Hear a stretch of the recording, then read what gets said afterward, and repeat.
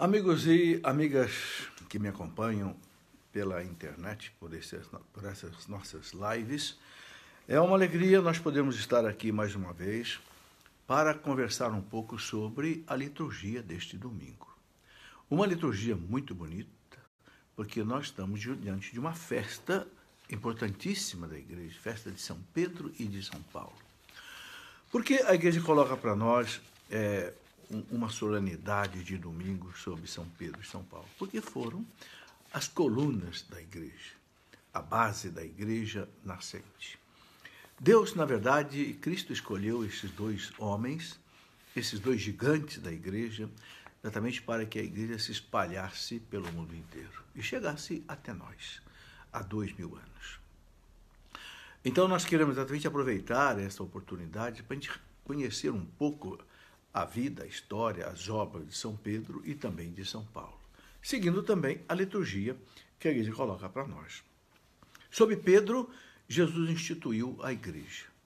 Nós conhecemos muito bem aquela passagem que está no Evangelho de hoje, né, em que eles estavam na Cesareia de Filipe, que é uma região ali da Palestina, né, Jesus com os apóstolos, e Jesus então pergunta para eles: quem dizem os homens que eu sou? Né? E eles vão dizer, né, é João Batista que ressuscitou, Elias que voltou, é um dos profetas. Mas e para vocês, quem eu sou? Né? Jesus faz essa grande pergunta. Né? E a partir daí, ele estabelece então Pedro como chefe da igreja. É isso que nós queremos hoje meditar, depois também falar um pouco de São Paulo. Mas vamos pedir ao Senhor, antes de tudo, que Ele nos abençoe, nos dê a sua graça, nos dê a sua bênção. Em nome do Pai, e do Filho e do Espírito Santo. Amém. Vinde, Espírito Santo, enchei os corações dos vossos fiéis e acendei neles o fogo do vosso amor. Enviai, Senhor, o teu Santo Espírito, e tudo será criado, renovareis a face da terra. Oremos, ó Deus, que instruíste os corações dos vossos fiéis, com a luz do Espírito Santo. Fazei, Senhor, que apreciemos retamente todas as coisas, segundo o mesmo Espírito, e gozemos sempre da sua consolação, por Cristo nosso Senhor. Suplicando a Virgem Maria, a mãe da igreja, também a São José, que é o pai da igreja, né, e ao Senhor Jesus, que é o Senhor da igreja, que nos ilumine nesta noite. Abra os olhos da nossa alma, abra o nosso coração para compreender tudo que Deus realizou na vida de São Pedro, São Paulo e da igreja. Ave Maria, cheia de graça, o Senhor é convosco. Bendita sois vós entre as mulheres e bendito é o fruto do vosso ventre, Jesus. Santa Maria, Mãe de Deus, rogai por nós, pecadores, agora e na hora de nossa morte. Amém. Glória ao Pai, ao Filho e ao Espírito Santo, como era no princípio, agora e sempre. Amém. Em nome do Pai, e do Filho e do Espírito Santo. Amém. Muito bem, meus amigos e minhas amigas, vocês estão vendo aqui atrás de mim a imagem, né, de São Pedro, a imagem de Nossa Senhora, a imagem, né, de São José e também, né, ali o Espírito Santo e o crucifixo. Por quê? Porque Cristo instituiu a igreja começou sua missão no mundo pelo Espírito Santo, a partir do dia de Pentecostes, né? E como a igreja, Cristo instituiu como sendo a família de Deus, a nossa família. Então essa família tem uma mãe, a mãe é Nossa Senhora, e tem um pai, o pai é São José. Eu gosto sempre de lembrar isso, né? Aos pés da cruz estava Maria e Jesus entrega a sua mãe para ser a nossa mãe. Filho, eis aí a tua mãe.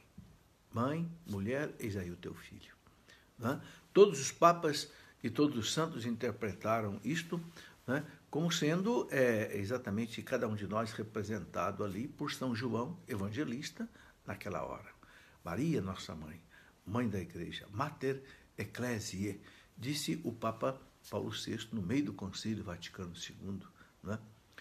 E também temos um pai, São José, porque o grande Papa Pio IX, né, o Beato Pio IX, ele proclamou exatamente em 1870, no mesmo dia da Imaculada Conceição, 8 de dezembro, né, o Papa Pio IX proclamou São José Pai Universal da Igreja, patrono universal da Igreja. Por quê? Porque ele é o pai de Jesus Cristo. Claro que não é pai natural, porque Jesus foi gerado pelo Espírito Santo, mas ele é o pai adotivo, o pai nutrício, o pai legal de Jesus. Ora, se é o pai de Jesus, é o pai da igreja. Do mesmo jeito que ele cuidou de Jesus, ele cuida também, intercede pela igreja. Bem, meus irmãos, é esta igreja que o Evangelho de hoje coloca para nós, que Cristo instituiu sobre São Pedro. Ele perguntou aos discípulos, lá na Cesareia de Filipe, quem dizem os homens que eu sou. E aí, um disse uma coisa, outra, mas aí Pedro iluminado pelo céu, vai dar a resposta exata. Tu és o Messias, o Filho de Deus vivo. Não era fácil eles entenderem isso. Tanto assim que nenhum dos discípulos colocou isso. E tanto é que Jesus diz, Pedro, não foi a carne nem o sangue que te revelou isso, ou seja, não foi a natureza humana, mas foi o meu Pai que está no céu. O Pai te deu essa graça de você compreender quem eu sou. Então, aí Jesus diz, então, sobre ti, Pedro, edificarei a minha igreja. Tu és Pedro, e sobre esta pedra edificarei a minha igreja. Eu escrevi um livro que eu coloquei esse título, A Minha Igreja, um livro sobre a igreja. Tudo que nós precisamos saber sobre a igreja, não é? Porque Jesus diz para Pedro, sobre ti, Pedro, edificarei a minha igreja. Eu quero que você preste bem atenção nesse pronome possessivo, minha, né? Então, os pronomes possessivos, meu, teu, seu, nosso, vosso, dele, né? A igreja é de Jesus, a minha igreja. E ele fala a minha igreja, ele não diz as minhas igrejas. Só existe uma igreja. A igreja que Jesus fundou é só uma. E essa que ele edificou sobre São Pedro. Não há dúvida sobre isso. Está no Evangelho de São Mateus, capítulo 16, versículo 16 seguintes, que é o texto do Evangelho da missa deste domingo. Não é? E Jesus coloca muito claro para Pedro, né? As portas do inferno nunca prevaleceram contra ela. Por quê? Porque a igreja, ela é o sacramento universal da salvação, diz o Concílio Vaticano II na Lumen Gentium. A igreja existe para salvar os homens. A igreja existe para nos levar para o céu. A igreja existe para, dizia o Papa João Paulo II, para nos levar à santidade. Então a igreja nunca pode ser vencida. Porque se um dia a igreja for vencida, acaba a salvação no mundo. Então, por isso que Jesus, ele fez essa promessa. As portas do inferno nunca prevaleceram contra ela. É verdade que Jesus não prometeu que a igreja não sofreria. Não. Ele prometeu que a igreja nunca seria vencida. E a igreja sofreu muito, meus irmãos, como sofreu. O próprio São Pedro, né? O próprio São Pedro, ele foi crucificado de cabeça para baixo em Roma. Ele e São Paulo foram mártires no ano 67, 66, na perseguição de Nero, naquela primeira perseguição que começou lá no ano 64, né? E Pedro foi martirizado, Paulo martirizado, Paulo foi decapitado porque era cidadão romano, cidadão romano não podia ser crucificado. Pedro, como não era cidadão romano, o pai de São Paulo tinha comprado a cidadania romana, algo que era possível naquele tempo, não é? Mas Pedro não, Pedro era aquele homem simples da Galileia, pescador, não tinha cidadania romana nenhuma, então ele foi crucificado de cabeça para baixo. Então Santo Irineu, né?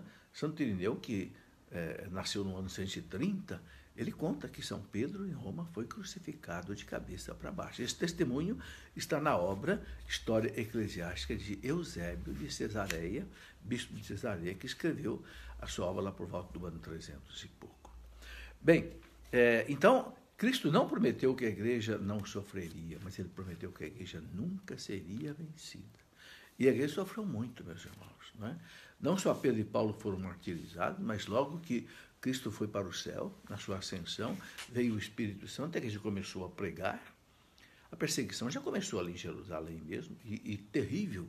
E por parte dos próprios judeus, do próprio povo de Jesus, que não aceitou Jesus como Deus. Então, nós vimos, por exemplo, que o primeiro apóstolo, Tiago Maior, né, foi morto, né, por Herodes Antipas. E depois, né, mataram também Estevão. E a perseguição foi terrível, e os cristãos se espalharam, né, por toda parte por causa da perseguição. E depois chegaram até Roma, e Roma, aquela perseguição tremenda que começou com Nero no ano de 64, que foi até o ano 303, 250 anos de sangue derramado nas arenas romanas. Né? E hoje também a gente vê, né, vemos a perseguição do nazismo, que matou mais de 2.000 padres, a perseguição, né, do comunismo, que matou milhares e milhares e milhares de padres na Rússia, na China, no Laos, no Camboja, no Vietnã, em própria Cuba. Né? A revolução terrível que houve na Espanha, em 1929, a revolução terrível que houve no México, em 1926, a revolução dos cristeiros. Quantos e quantos cristãos e padres e foram martirizados. A Revolução Francesa, que matou mais de 17.000 padres. Ou seja, a igreja ela é invencível. Ninguém consegue vencer a igreja, porque a igreja é divina. Por que ninguém consegue vencer a igreja que Cristo fundou sobre Pedro? Né? Porque ela é divina. Porque a alma da igreja é o Espírito Santo. A cabeça da igreja é Jesus. Então, como é que alguém pode vencer uma instituição que é divina? A igreja não é uma democracia. Não, não. Por isso que nós temos um Papa que é completamente diferente de qualquer outro governante. O Papa, nele, ele tem os 3 poderes que existem numa democracia. O Papa exerce o poder judiciário, legislativo e executivo ao mesmo tempo. Não é porque a igreja não é uma democracia. Um grande erro de alguns que não entendem a igreja é que querem fazer da igreja uma democracia, né? Um governo do povo. Né? Democracia vem lá do grego demos kraten. Demos, né, que quer dizer povo, kraten, que quer dizer poder, um poder que vem do povo. Não, mas a igreja não é um poder que vem do povo. Não existe a igreja popular, como alguns quiseram, né, os adeptos da teologia da libertação. Não, a igreja não é popular. O poder da igreja não vem do povo, o poder da igreja vem de Deus. Se o poder da igreja viesse do povo, a igreja tinha acabado há muito tempo. Graças a Deus, o poder da igreja vem do alto, vem do Cristo. É o Cristo que institui a igreja. E é o Cristo que dá um poder divino à igreja. As portas do inferno, Pedro, nunca prevalecerão contra ela. E eu te prometo, o que você ligar aqui na terra, Pedro, eu ligo lá no céu. Meus irmãos, é muito importante entender isso. Que Pedro foi o primeiro Papa, mas a sucessão dos Papas aconteceram, porque a igreja, logo no primeiro século, quando Pedro morreu, crucificado em Roma, no ano 67, a igreja entendeu que tinha que ter outros papas. Por quê? Porque a obra da evangelização só tinha começado. Né? Então, a igreja precisava continuar com papas, com bispos. Então, depois de Pedro veio Lino, Cleto, Clemente, Evaristo, etc. Né? Até hoje o Papa Francisco. Então, a igreja desses papas é a igreja de Jesus Cristo. Né? Ele coloca bem claro que você ligar na terra, eu ligo no céu. Eu queria que você entendesse bem isso. Por exemplo, só o Papa, ele pode, por exemplo, canonizar alguém, dizer fulano de tal é santo. É claro que há todo um processo, né? Existe um dicastério em Roma, um ministério do Vaticano, na Santa Sé, que cuida da causa dos santos. Então tem que haver, para se chegar a beato tem que ter um milagre, para chegar a santo tem que ter 2. Mas só o Papa pode dizer assim, fulano de tal é santo. E quando ele diz isso, não há dúvida. Por quê? Porque Cristo prometeu, o que o Papa liga na terra, Jesus liga no céu. Então pode ter certeza. Quando o Papa proclama alguém santo, você pode pedir a intercessão desse santo que ele está no céu. Né? Então, por exemplo, houve um Papa que declarou o Natal dia 25 de dezembro. A igreja não sabe exatamente que dia que o Cristo nasceu. Pode até ter sido 25 de dezembro, mas não há uma certeza absoluta. Mas não importa. Quando o Papa diz, vamos celebrar o Natal dia 25 de dezembro, o céu também celebra 25 de dezembro. Quando o Papa diz, vamos celebrar o nascimento de Nossa Senhora em 8 de setembro, o céu também celebra 8 de setembro. Quando o Papa diz, vamos celebrar a Imaculada Conceição de Nossa Senhora em 8 de dezembro, o céu também celebra em 8 de dezembro. Por quê? Porque é a promessa de Jesus. Pedro, que você ligar na terra, eu ligo no céu. Meus irmãos, esta é a nossa segurança, essa é a beleza da nossa fé, essa é a estabilidade da nossa fé, uma fé de 2000 anos, né, que nasceu ali, né, de Cristo com Pedro, colocando tudo isso para nós. É o que coloca o evangelho de hoje. Né? E depois, né, a primeira leitura da missa coloca para nós, né, aquela perseguição que Pedro sofreu ali já em Roma, logo, ou melhor, sofreu em Jerusalém, logo no começo da vida da igreja. Então, os Atos dos Apóstolos, capítulo 12, versículo de 1 até 11, e não sei se você já percebeu, os Atos dos Apóstolos, que são 28 capítulos, a metade dele trata de São Pedro, a outra metade trata de São Paulo. Os 12 primeiros capítulos praticamente se referem a São Pedro. E depois, do capítulo 13 até o capítulo 28, a gente tem toda a história de São Paulo, e tudo isso foi contado por São Lucas, que fez uma pesquisa, escreveu para aquele seu amigo Teófilo, né, contando todas essas coisas. Bem, então, a primeira leitura diz que naqueles dias o rei Herodes, né, aquele Herodes que mandou matar João Batista, não o Herodes que perseguiu Jesus menino, era o Herodes filho, chamado Herodes Antipas. Ele perseguiu os apóstolos, foi ele quem mandou matar Tiago Maior, né? E ele prendeu alguns membros da igreja para torturá-los, diz aqui a leitura, né? Mandou matar a Tiago, irmão de João, e vendo que isso agradava os judeus, ele mandou também prender a Pedro, né? E era o dia dos pães ázimos, ou seja, era o dia da Páscoa, da semana da Páscoa, né? Logo no ano seguinte, a Páscoa de Cristo, né? Bom, depois de prender Pedro, Herodes colocou na prisão, guardado por quatro grupos de soldados, né? Veja que cuidado eles tomaram, né? E aí Herodes tinha a intenção de apresentá-lo ao povo depois da festa da Páscoa, né? Mas enquanto Pedro era mantido na prisão, a igreja rezava continuamente a Deus por ele. Olha que bonito. Enquanto Pedro estava na prisão, a igreja rezava continuamente por ele. Sabe, meus irmãos, é preciso rezar pelo Papa, né?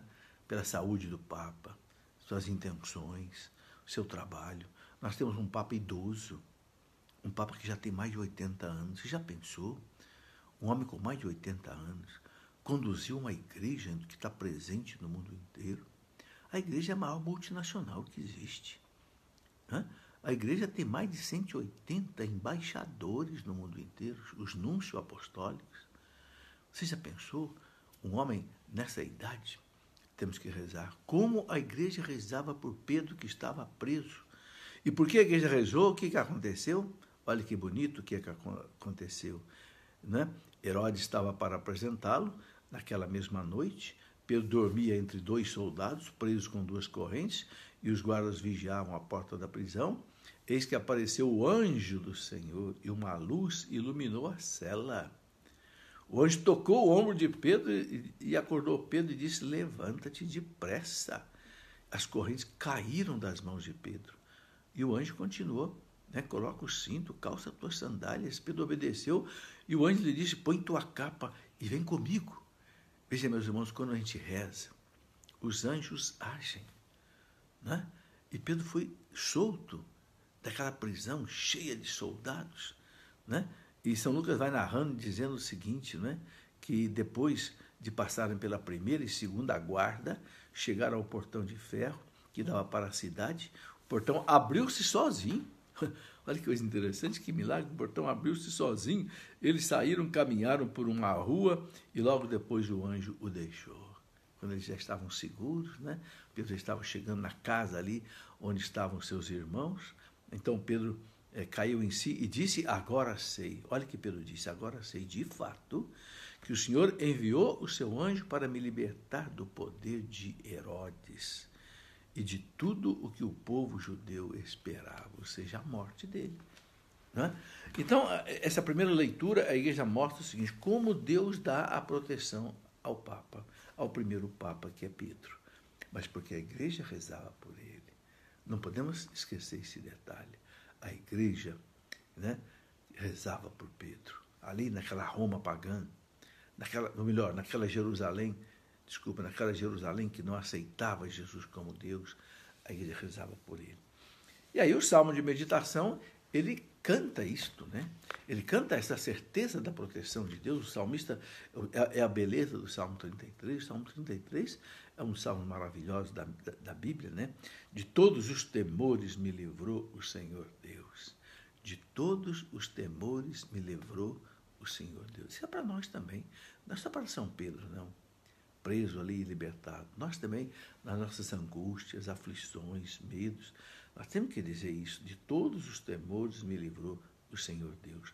Bendirei o Senhor Deus em todo o tempo. Seu louvor estará sempre em minha boca. Minha alma se gloria no Senhor. Que ouçam os humildes e se alegrem.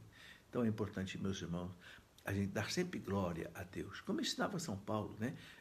Na carta aos Tessalonicenses, em todas as circunstâncias, dai glória a Deus, né? Porque esta é a vontade de Deus a vosso respeito em Cristo Jesus. Mesmo que não seja algo que nos agrada, mesmo que seja um sofrimento, São Paulo diz, glorifique a Deus. Glorifique, porque tudo concorre para o bem daqueles que amam a Deus. Nós não sabemos o que Deus tem em mente. Não sabemos os planos de Deus. Muitas vezes é de um sofrimento que vem a salvação. Muitas vezes é de um sofrimento que nós ficamos livres de um pecado, né? E de outras coisas. Então, o salmista canta, comigo engrandecei ao Senhor Deus. Exaltemos todos juntos o seu nome. Todas as vezes que o busquei, ele me ouviu, e de todos os temores me livrou. Eu acho bonita essa citação que ele coloca aqui, né? O anjo do Senhor vem acampar ao redor dos que o temem. O anjo do Senhor vem acampar ao redor dos que o temem. Veja que bonito, né? E o salva.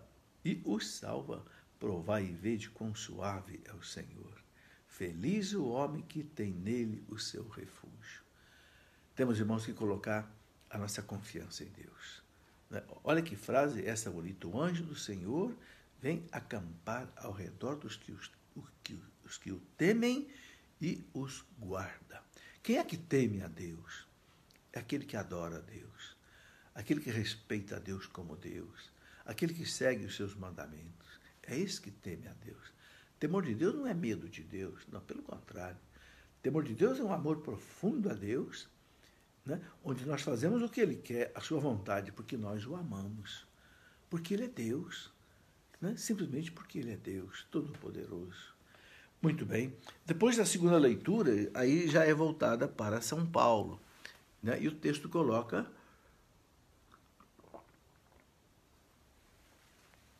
um pouco também do sofrimento de São Paulo. São Paulo sofreu muito. Nos Atos dos Apóstolos, no capítulo 14, São Paulo fala uma frase muito forte. Ele fala assim, é preciso sofrer muito para entrar no reino de Deus. É preciso sofrer para entrar no reino de Deus. Todos nós sofremos. E aqui a segunda leitura, que é tirada da segunda carta de São Paulo a Timóteo, no capítulo 4, né? Diz assim, caríssimos, quanto a mim, eu já estou para ser derramado em sacrifício. Aproxima-se o momento da minha partida. São Paulo sabia que ele já estava prestes a ser, né, martirizado em Roma, né?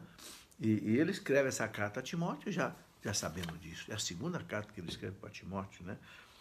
Combati o bom combate, completei a corrida, guardei a fé. Que bonito, meus irmãos. E nós também temos essa mesma caminhada. Combati o bom combate.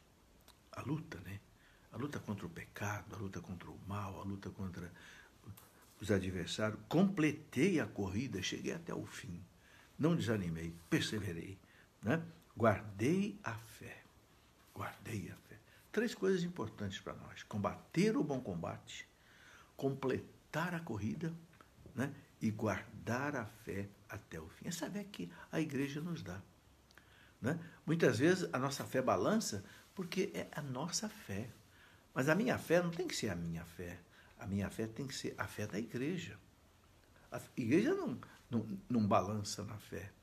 Quem balança na fé é quem não se escora na igreja, quem não se apoia na igreja. Quem se apoia nos ensinamentos da igreja não tem uma fé que balance, de jeito nenhum.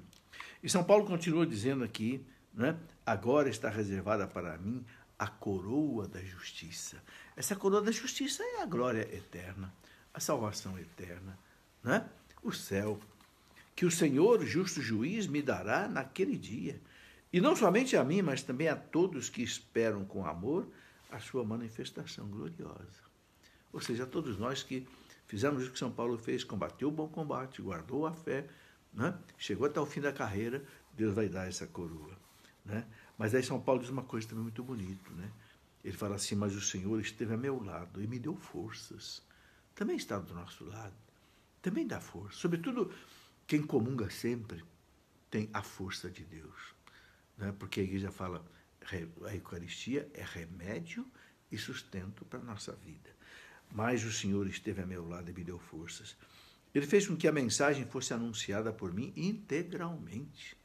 Paulo levou a mensagem do Evangelho a todos os povos, né? E ouvida por todas as nações. E eu fui libertado da boca do leão. E foi mesmo, né? Paulo foi, né, flagelado várias vezes, náufrago várias vezes, ameaçado de morte tantas vezes, né? O Senhor me libertará de todo o mal e me salvará para o seu reino celeste. A ele glória pelos séculos dos séculos. Amém. Bom, meus irmãos, essas são as leituras da missa de hoje que colocam para nós sobre São Pedro e sobre São Paulo. São duas personagens completamente diferentes, né?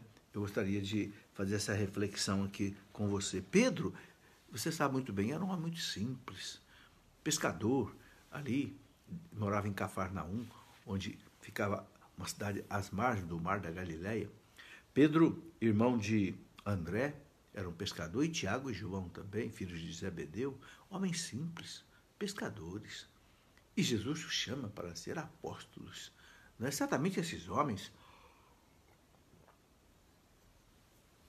eles tinham pouca cultura, não é? Pouca cultura, e a gente sabe exatamente, eles falavam só ali o aramaico, que era a língua que Jesus também falava. Talvez nem falasse o hebraico direito, porque o hebraico era a língua que era usada assim mais na liturgia, né? nos escritos, né? Do Pentateuco, os 5 primeiros livros da Bíblia. Mas a Paulo não. Paulo era um homem culto, né? Porque Paulo, ele nasceu ali na cidade de Tarso, que é na Cilícia, hoje a região da Turquia. E Paulo era um homem de família rica, porque o seu pai, inclusive, comprou a cidadania romana, o que era possível, né? Porque a cidade de Tarso estava dominada por Roma. Você sabe que toda a volta do mar Mediterrâneo estava no poder de Roma, né? Inclusive a própria Palestina, né? O Líbano, a Síria de hoje, toda a Turquia de hoje, todo o norte da África, tudo estava na mão dos romanos, né? Toda a volta do mar Mediterrâneo. Mas Paulo comprou, o pai de Paulo comprou a cidadania romana. Então Paulo era cidadão romano. Ou seja, ele tinha passaporte romano. Paulo podia viajar por todo o Império Romano. O que Pedro não podia, porque Pedro não era cidadão romano.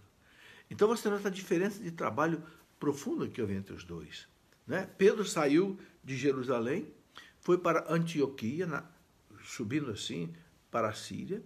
Ali de Antioquia, ele sagrou bispo, aquele grande Santo Inácio de Antioquia, que foi mártir no ano 107, né? E de Antioquia, né, que era uma cidade muito famosa naquele tempo, tinha cerca de 500 mil pessoas, e é por isso que Pedro foi para lá, porque os apóstolos eram inteligentes, eles iam, movidos pelo Espírito Santo, eles iam para cidades importantes, que sabia que dali o evangelho se espalharia, né? Muito bem. E dali, de Antioquia, Pedro foi para Roma, né? Porque exatamente guiado pelo Espírito Santo, assistido pelo Espírito Santo, ele, como um primeiro papa da igreja, sabia que o coração do mundo era Roma. Então, Roma tinha que ser evangelizada. E como alguns cristãos já tinham chegado em Roma, por causa da perseguição que houve em Jerusalém, Roma tinha muitos judeus, e muitos judeus abraçaram o cristianismo, né? A gente sabe disso. Então, Pedro foi para Roma. Deve ter chegado lá em Roma por volta dos anos 50 e pouco da era cristã. Mas Paulo, não. Paulo, ele se converteu daquela maneira que nós sabemos, né? Ele era um grande perseguidor dos cristãos, Com 15 anos de idade, Paulo veio para Jerusalém, seu pai mandou Paulo para Jerusalém para se tornar um rabino, e aí ele estudou na escola de um rabino muito famoso, que era Gamaliel. E a gente sabe que ele era um fariseu, assim, radical, perseguia os cristãos terrivelmente.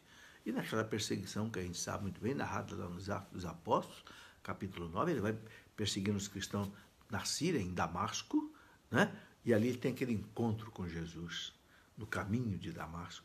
Cai por terra, fica cego, né? Vai para a casa daquele homem chamado Ananias, na rua direita, lá em Damasco. Ali Ananias o batiza, né? E ele é renovado no Espírito Santo, seus olhos abrem, e Paulo então começa a pregar Jesus já ali em Damasco, né? E o povo ficou abismado. Aquele que perseguia, hoje está pregando, né? Aquele Jesus que ele mesmo perseguia. Bom, mas depois do Evangelho diz que Paulo foi 3 anos para a Arábia. A Arábia era uma região ali mais ou menos perto da cidade dele, a cidade de Tarso.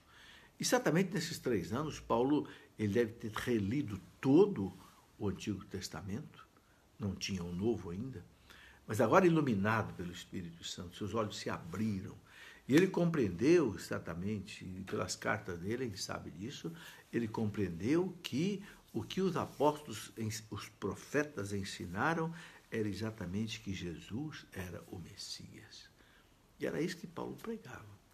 E ele começou a ser perseguido terrivelmente pelos judeus. Por quê? Porque os judeus não aceitavam que a salvação fosse levada para outros povos. Como? A salvação é para nós. A salvação veio de Abraão para nós. E Jesus vem trazer a salvação para o mundo inteiro.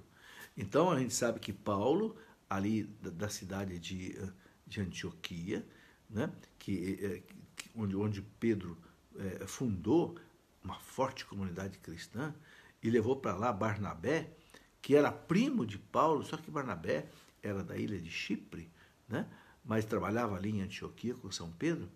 E como a comunidade crescia muito ali em Antioquia, né, Barnabé foi buscar Paulo lá na cidade de Tarso, na Turquia, na Cilícia, e trouxe Paulo para Antioquia, e ali eles começaram a trabalhar. Depois a gente vê que Paulo e Barnabé, eles começaram aquelas viagens apostólicas, né? A primeira viagem ele saiu ali de Antioquia, ali no mar Mediterrâneo, chegou até a ilha de Chipre. Em Chipre ele evangelizou ali várias cidades. Depois ele volta para Antioquia, né? E depois tem ali aquele episódio muito importante na história da igreja, que foi a questão da circuncisão, né? Os judeus que tinham se convertido ao cristianismo queriam que as pessoas, antes de serem batizadas, fossem circuncidadas, né? Aquela marca que Deus deixou lá para Abraão, né? Todo menino tinha que ser circuncidado, né? Para que pertencesse ao povo judeu, né? Mas aí Paulo e Barnabé disseram, não é preciso mais a circuncisão, basta agora o batismo. E a questão foi tão difícil que Paulo e Barnabé tiveram que ir para Jerusalém, reunir com Pedro, Tiago, os apóstolos, e resolver a questão, né? Tiago agora já é o Tiago menor, não mais o Tiago maior, que já tinha morrido.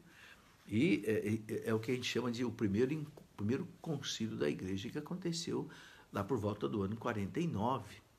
Muito bem. E ali ficou decidido o quê? Que não era mais necessário a circuncisão. Bastava agora o batismo. E Paulo, que já tinha ensinado isso aos pagãos na primeira viagem, agora ele vai fazer uma segunda viagem, onde ele faz uma viagem mais longa. Inclusive ele chega até Éfeso, que era a capital da província romana da Ásia Menor. A cidade de Éfeso tinha cerca de 300 mil pessoas naquela época, né? E havia ali o templo do imperador, que era considerado como um deus, né? Os imperadores romanos. E Paulo ali ficou 3 anos em Éfeso. Em Éfeso ele pregou naquele anfiteatro que existe lá até hoje. Nas peregrinações que vão aos caminhos de São Paulo, a gente passa por ali em Éfeso, eu mesmo estive ali umas 3 vezes. Aquele mesmo anfiteatro romano que Paulo pregava está lá até hoje, né? Que coisa maravilhosa. Ali está também a Basílica de São João, onde São João foi sepultado, porque ali em Éfeso, né, São João levou Nossa Senhora para morar com ele ali em Éfeso, porque São João foi evangelizar a cidade de Éfeso, até antes de São Paulo. Muito bem, e depois Paulo então chega até Atenas, a capital da cultura do mundo antigo. Agora você vê aí como Paulo era um homem culto, né? Paulo chega no Areópago. O que era o Areópago? O Areópago era aquele local ali onde os grandes filósofos gregos, os filósofos estoicos, pitagóricos, outros tipos de... né?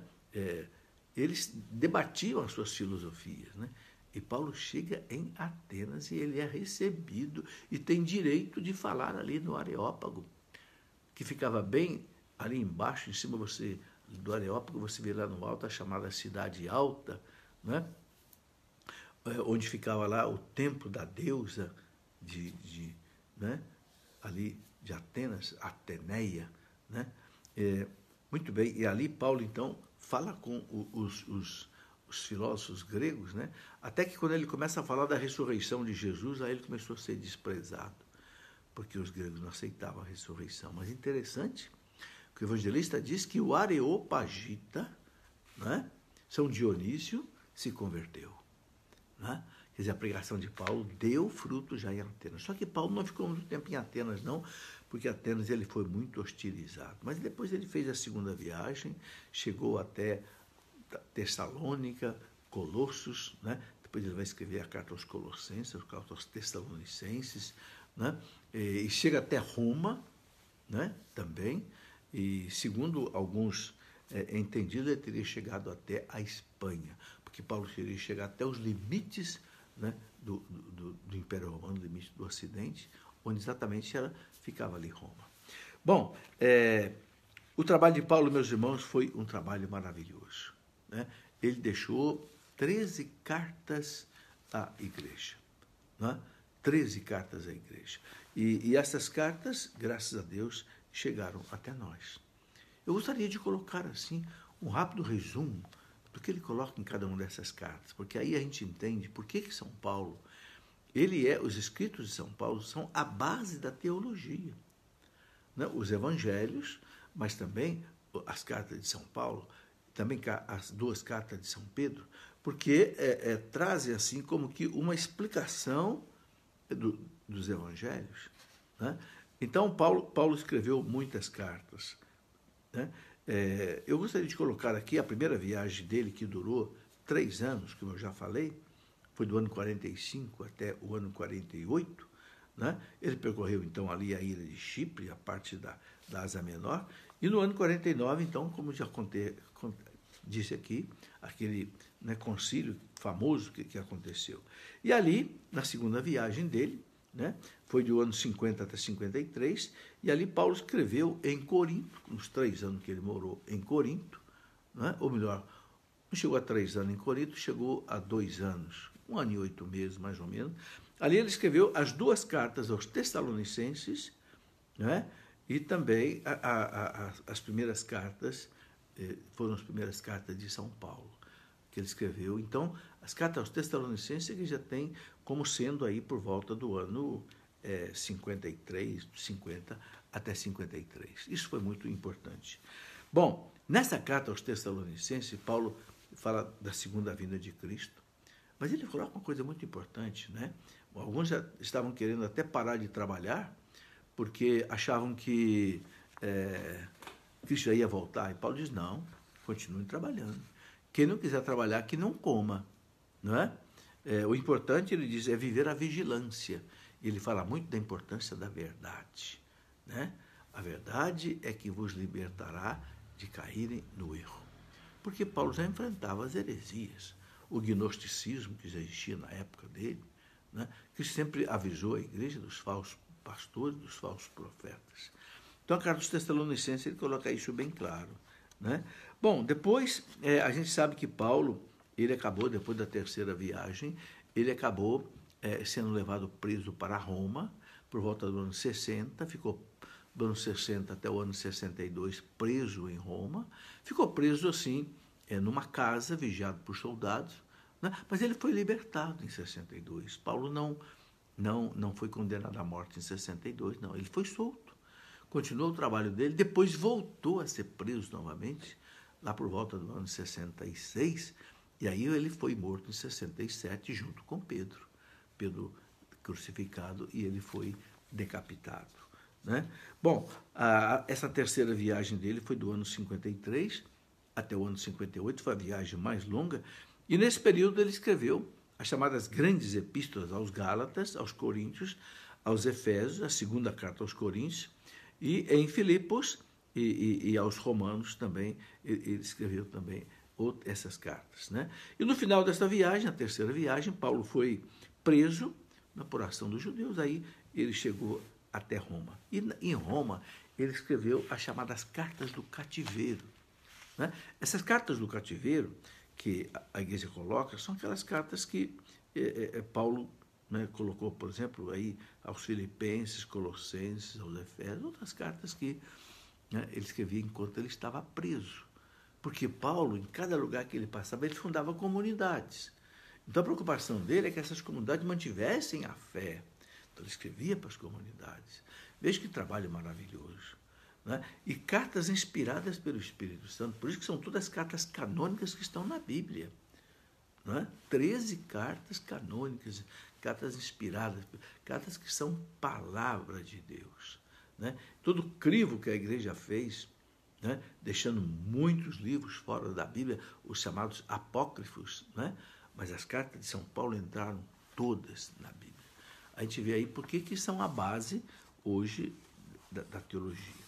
Bom, então em Roma ele ficou preso, né, preso domiciliar, como eu falei, até o ano 63, e nesse período então ele escreveu as chamadas cartas do cativeiro. Filemon, né, Colossenses, Filipenses, Efésios, são cartas maravilhosas. Aqui nós não temos tempo de desdobrar todas essas cartas num programa desse. Mas a carta a Filemon, por exemplo, que coisa bonita, né? Filemon era um senhor que tinha escravo. Naquele tempo todo mundo tinha escravo, né? O escravo Onésimo. E o escravo Onésimo fugiu de Filemon e se abrigou com São Paulo. E São Paulo o converteu ao cristianismo. Só que Paulo devolve Onésimo a Filemon e fala: receba-o não mais como um escravo, mas como um filho meu muito amado. Se ele te deu prejuízo, põe na minha conta, eu pago esse prejuízo. A gente vê, meus irmãos, que já aí por volta do ano 60, a igreja já lutava contra a escravidão. É claro que não havia condição social, política, econômica também, de acabar com a escravidão naquele tempo, porque era assim algo muito enraizado ainda na cultura. 2/3 da população de Roma eram de escravos, apenas 1/3 da população era de homens livres. Mas já veio aí Paulo, né, dá ao escravo Onésimo uma nova dignidade de irmão, de filho de Deus. É por isso que a gente encontra, meus irmãos, muitos escravos que foram mártires por causa de Cristo. Santa Perpétua, Santa Felicidade. Quem era Santa Felicidade? Uma escrava que foi morta no anfiteatro de Cartago, jogada às feras e morta porque não aceitou prestar culto aos deuses romanos. Uma escrava. E por quê? Porque o cristianismo deu a dignidade ao escravo. Você não é uma coisa sem importante. Você não é um objeto que pode ser comprado e vendido em praça pública, não, como se fosse um animal. Você é um filho de Deus. O escravo cresceu. Foi uma das razões que levou o cristianismo a crescer em Roma. Porque você imagina muitos escravos serem convertidos, e em todas as casas praticamente havia escravos, esses escravos trabalhando pelo Evangelho, trabalhando por Jesus Cristo. Certamente muita gente se converteu por causa deles.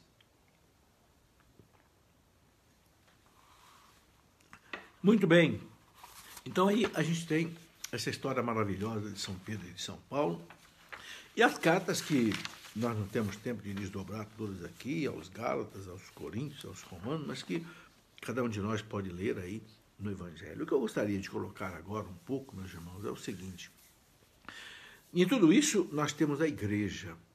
A igreja que é, como diz São Paulo, escreveu a Timóteo, a coluna e o fundamento da verdade. Né? O que Deus fez através de São Pedro e de São Paulo, O que Cristo fez através de São Pedro e São Paulo foi exatamente instituir a igreja. Paulo vai levar a igreja para os pagãos e Pedro leva a igreja para os judeus. Não é? E eles se encontram em Roma, inclusive na chamada Via Ápia, tem lá, né, na rua, lá, na avenida, tem lá uma placa que diz aqui Pedro e Paulo se encontraram um dia em Roma. Né? Dois homens com caminhos diferentes ali em Roma se encontraram e ali eles foram mártires. A igreja, meus irmãos, é que garante para nós a verdade. Né? Paulo fala para Timóteo, na primeira carta a Timóteo, 1 Timóteo 2,4, Paulo fala para Timóteo, Deus quer que todos se salvem e cheguem ao conhecimento da verdade. Notem bem, Deus quer que todos se salvem, mas para se salvar é preciso chegar ao conhecimento da verdade. E onde é que está essa verdade? Paulo fala 1 Timóteo 3,15. A igreja é a coluna e o fundamento da verdade. Ora, meus irmãos, o que é coluna e fundamento? Quando você vê um prédio sendo construído, qual é a primeira coisa que se faz? É o fundamento, ou seja, o alicerce. E você sabe que quanto mais alto for o prédio, mais fundo também tem que ser o alicerce. Ok? Porque ele vai sustentar todo o peso de um prédio. E depois que é feito o alicerce, o fundamento, então levantam as colunas. Então você olha um prédio assim que está sendo construído, parece um esqueleto de concreto, não é verdade? Porque aquilo é que sustenta o prédio. O fundamento e as colunas. Depois, se você vai fechar as paredes aí com tijolo, ou com vidro, ou com placas de metal, pouco importa. Porque as paredes não são que garantem a estrutura do prédio. O que garante é o alicerce e as colunas. Então, Paulo fala para Timóteo, a igreja é a coluna e o fundamento da verdade. Isso, meus irmãos, é que é muito importante a gente entender. Cristo deixou a igreja para levar a sua verdade até o fim do mundo e até o fim dos tempos, até que ele volte. Né? Jesus fala, eu sou o caminho, eu sou a verdade. Né? A verdade vos libertará. Meus irmãos, o mundo está dividido hoje em duas partes. Quais são essas duas partes? Aqueles que ouvem a verdade do Espírito Santo e aqueles que seguem a mentira do demônio. É isto. Toda essa confusão que você está vendo no mundo hoje, toda essa imoralidade, corrupção, maldades, sequestros, estupros, né? Pornografia, nudismo. O que é isso tudo? É o mundo que está dividido entre aqueles que seguem o Espírito da verdade, que é o Espírito Santo, como Jesus falou, e aqueles que seguem o Espírito da mentira, que é o demônio, que Jesus disse, ele é o pai da mentira. Quando ele mente, ele fala daquilo que lhe é próprio. É isto, meus irmãos. E a igreja está aí hoje, fundada sobre Pedro, sobre os apóstolos, invencível e infalível. Infalível na verdade que salva, não na verdade científica, não na verdade política, não na verdade econômica, mas na verdade religiosa. Ou seja, aquilo que é importante para você e para o céu. Isso a igreja não pode errar. O Catecismo da Igreja, no parágrafo 899, fala que Cristo concedeu à igreja participar da sua infalibilidade. Ou seja, ela não pode errar em matéria de fé. E você quer ver a prova disso? Nós já tivemos 266 papas e nunca, meus irmãos, um papa cancelou o ensinamento de um papa anterior. O que é isso? É a assistência do Espírito Santo. O Espírito Santo não ensina uma coisa para a igreja no século I, outra coisa no século X, outra coisa no século XX. Não. Ele não se contradiz. E a igreja não se contradiz, porque a igreja é guiada e assistida pelo Espírito Santo. Timóteo, a igreja é a coluna e o fundamento da verdade. A igreja já realizou, meus irmãos, 21 concílios ecumênicos, concílios gerais, universais, onde o Papa chama todos os bispos do mundo. Nunca um concílio cancelou o ensinamento doutrinário do concílio anterior. Que coisa maravilhosa. E mais, né? Nós temos um credo que tem 2000 anos e que nunca foi alterado e nunca será alterado. Ele foi mais bem explicado naquele credo mais longo, niceno-constantinopolitano, fruto do concílio de Niceia e de Constantinopla, mas apenas para explicar melhor. O mesmo símbolo dos apóstolos, que veio dos apóstolos. E depois também nós temos os nossos sacramentos, que nunca se foram alterados. Temos a moral católica, que nunca foi alterada e não será alterada. O mundo quer mudar a moral católica, mas a moral católica nunca será mudada, porque a moral católica é definitiva, foi ensinada pelo Espírito Santo à Igreja. E assim você vê a beleza da Igreja. Por isso que, né, o Concílio Vaticano II chamou a Igreja de Sacramento Universal da Salvação. É na Igreja, meus irmãos, que nós temos a salvação. Essa salvação que começa no batismo, se confirma na crisma, onde recebemos o perdão dos pecados na confissão, somos alimentados na Eucaristia, somos unidos em matrimônio, né? No sacramento do matrimônio, recebemos a unção dos enfermos quando estamos doentes, doença grave que nos pode levar à morte, né? E aqueles que vão ser consagrados a Deus, o sacramento da ordem.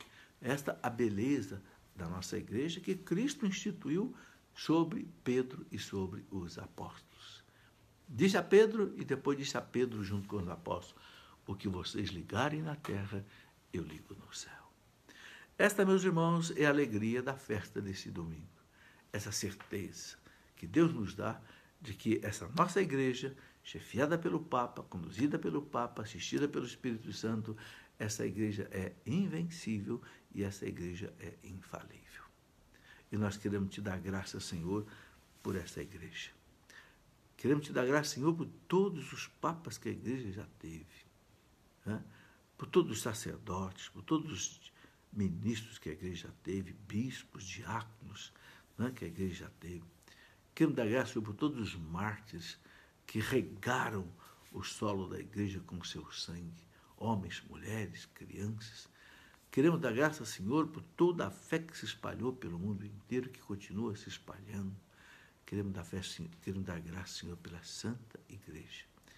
E queremos pedir, Senhor, que o Senhor faça de nós filhos dignos dessa igreja, filhos que amem essa igreja, filhos que conheçam essa igreja, conheçam essa história da igreja, lutem pela igreja, defendam a igreja contra as mentiras que são ditas contra ela. Porque a igreja, Senhor, é a tua esposa, a igreja é a tua noiva, e nós não podemos permitir que a tua noiva, Senhor, a tua esposa, com qual o Senhor vai celebrar as núpcias na eternidade, né? Essa igreja seja assim profanada. Dá-nos, Senhor, a tua graça, dá-nos a tua bênção, dá-nos a tua coragem, né? De viver segundo o teu desejo, a tua vontade. Amém. Muito boa noite, meus irmãos, a todos vocês que me acompanharam até aqui. Muito obrigado a vocês que mandaram aí as suas mensagens. Muito boa noite a todos vocês. Agradeço a participação de todos, né? E se for possível, se eu não tiver nenhum imprevisto de compromisso e outras coisas, nós podemos fazer a nossa live também na segunda-feira, às 20 horas. Ok? Um grande abraço a todos, que Deus o abençoe e até uma próxima oportunidade, se Deus quiser. Em nome do Pai, e do Filho, e do Espírito Santo. Amém.